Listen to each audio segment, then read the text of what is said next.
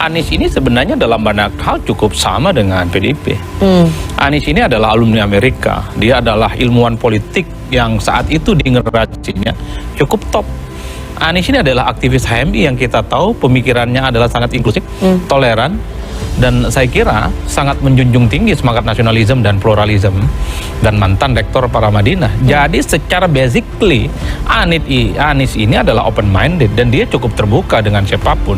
Jadi dalam konteks itu sebenarnya PDIP dan Anies itu tidak bisa dihadap-hadapkan.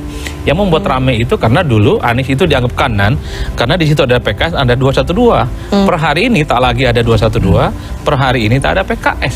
Jadi Anies ini sudah ihdinas siratal mustaqim, sudah kembali ke jalan yang benar. Sudah berhasil ditarik ke tengah gitu. Betul, sehingga warna-warna yang disebut dengan puritan itu sudah tak ada lagi. Itulah yang saya sebutkan, kalau itu argumennya menyamakan persepsi, kesamaan visi misi dan ide, saya kira Anies dan PDIP nggak ada persoalan, selesai mestinya perdebatan ini. Para pakar politik mengungkapkan ada kelebihan dan kekurangan jika Partai Demokrasi Indonesia Perjuangan mengusung Anies Baswedan di pemilihan kepala daerah Jakarta 2024. Sebelumnya, PDIP telah memberikan sinyal bahwa mereka berpeluang mengusung Anies Baswedan sebagai calon gubernur DKI Jakarta. Adanya perubahan ambang batas pencalonan kepala daerah oleh Mahkamah Konstitusi yang membuat PDIP bisa mengusung pasangan calon sendiri. Akan tetapi, PDIP juga tidak menutup kemungkinan bahwa mereka akan lebih memilih untuk mengusung calon internal seperti Basuki Cahayapurnama, Tri Risma Harini, atau Jarod Saiful Hidayat dibandingkan dengan Anies yang berstatus non-partai. Justru saya melihat ada hal yang jauh lebih politis dibandingkan ini. Saya membaca ya bahwa kalau mengusung Anies Baswedan ini sebenarnya adalah pertaruhan yang penuh resiko bagi PDIP. Satu, secara ideologi partai, yang kedua dari segi kaderisasi ini tidak bagus karena memang PDIP di berbagai tempat yang penting memuliakan kadernya. Kalah menang di pilkada itu urusan bonus. Tapi kan Banten mengusungnya Bu Airin, bukan kader. Ya betul, tapi kan memang di Jakarta itu kan surplus nama-nama orang besar. Ada Ahok, ada Pramono, ada Andika dan seterusnya. Kalau di Banten memang harus diakui tak ada orang. Begitupun di Sumut tak ada orang. Wajar kalau kemudian ada kader eksternal yang dimunculkan. Beda cerita di Jakarta. Di Jakarta saya kira melek aja. Itu mulai dari sekelas Masinton Pasaribu, Pras itu muncul di mana-mana, Pak. Ada Eriko Sutarduga dan semacamnya. Kelebihan mengusung Anies Baswedan di Pilkada Jakarta adalah peluang untuk meraih kemenangan yang lebih tinggi bagi PDIP.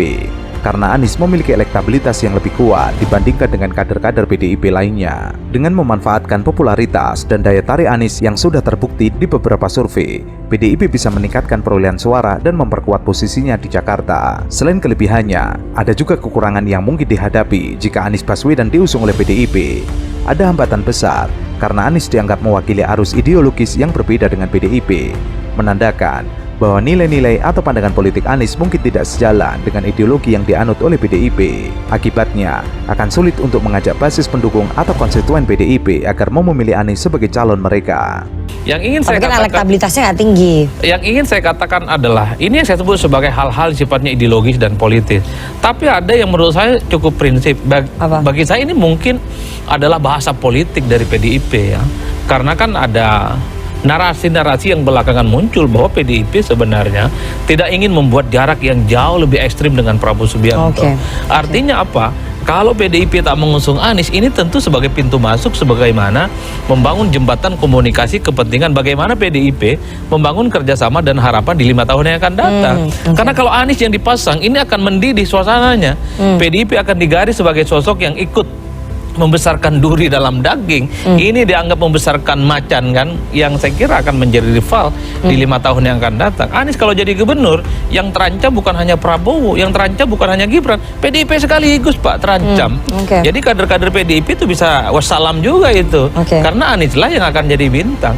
Pengumuman calon kepala daerah oleh PDIP tidak ada nama Anies Baswedan yang sebelumnya digadang-gadang diusung maju di Pilgub DKI Jakarta. Apalagi Anies disebut sudah menggunakan baju merah dan berada di kantor PDIP. Ada dua faktor yang bisa dilihat dari persoalan Anies dengan PDIP. Yang pertama, dilihat dari kalkulasi politik praktis. Yang kedua, dilihat dari alasan ideologis. Kalau melihat alasan politis, maka kemungkinan besar Anies yang akan diusung sebagai calon gubernur. Mengingat sekarang PDIP berhadapan dengan kekuasaan. Kalau alasannya adalah ideologis, Anies dipastikan berat akan diusung oleh PDIP karena sejauh ini ada jarak antara Anies dengan PDIP. Variabelnya diantaranya pernyataan Anies saat pertama kali dilantik sebagai Gubernur Jakarta pada 2017 terkait pribumi. Apalagi belakangan pasca Anies tidak jadi diumumkan, muncul nama untuk mengusung kader sendiri seperti mantan Sekjen PDIP yang kini menjadi Sekretaris Kabinet Pramono Anung.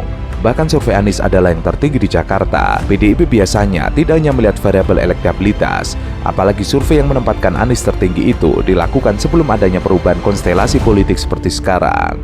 Profesor Dr. Mahfud MD waktu mau maju Pilpres 2019, beberapa jam sebelum diumumkan semua orang tahu udah mau akad nikah kemudian ganti pasangan. batal. Bisa jadi ini kejadian, Oleh karena itu kalau betul hari ini Mas Anies itu sudah ke DPP, PDIP dan gagal diumumkan, kok rasa-rasanya hilal Anies diusung oleh PDIP itu agak gelap gulita lah kira-kira begitu. Jadi hilalnya gelap gulita ya? Ya kalau ini dibatalkan, ini 2 hari lagi loh nak. Kapan lagi ini PDIP ini akan segera mengumumkan soal siapa kandidat mereka. Bahwa Seno tiap hari bilang ini persoalan teknis, nanti ada injury time, mungkin nanti ada yang disebut dengan extra time, soal pengumuman Jakarta, Jawa Tengah, udahlah ini teknis-teknis saja sebenarnya. Kalau ujungnya gelap gulita. Betul, kalau iman politiknya cocok, secara politik sama-sama menguntungkan, malam ini aja deklarasi barang ya enggak? Bisa deklarasi di Tugu Monas sana itu loh. Bahkan